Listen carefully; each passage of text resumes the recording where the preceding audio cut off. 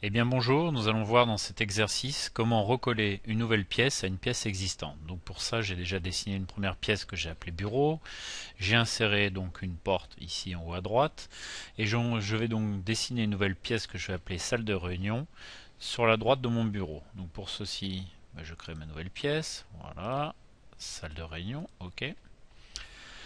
Dans mon panneau latéral gauche viennent s'activer deux nouvelles contraintes, prolongement de paroi et paroi opposée. Je clique sur paroi opposée. Alors paroi opposée, c'est la paroi qui est donc commune, mitoyenne, avec mon bureau. Donc je clique dessus comme ceci, voilà. Une flèche qui m'indique le sens de construction apparaît. Je peux changer, inverser le sens de construction comme ceci, voilà. Je viens ensuite activer prolongement de paroi et je clique sur la paroi qui va donc être dans le même prolongement. Donc voilà. Je peux redéfinir mon point d'arrivée en recliquant dessus. Voilà. Ensuite donc je choisis horizontal vertical pour me positionner dans le bas comme ceci.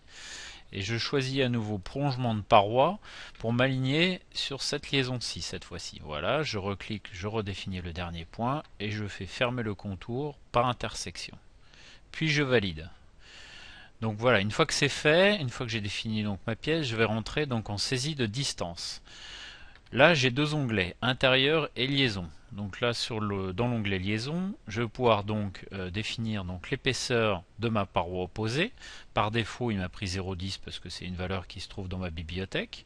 Je peux la redéfinir, par exemple, en rentrant 0,07. Voilà. Et ici, je vais donc avoir deux symboles qui représentent le prolongement de paroi. Ce prolongement de paroi, je peux aller choisir donc dans une liste déroulante un type de mur, mur extérieur isolé par exemple. Voilà. Ensuite donc je clique sur l'onglet intérieur et cette fois-ci j'ai donc une mesure de distance classique, soit entre deux points, soit entre deux murs parallèles, et avec l'aide de mon laser mètre, donc je choisis, je renseigne ma distance et ma pièce est donc entièrement mesurée.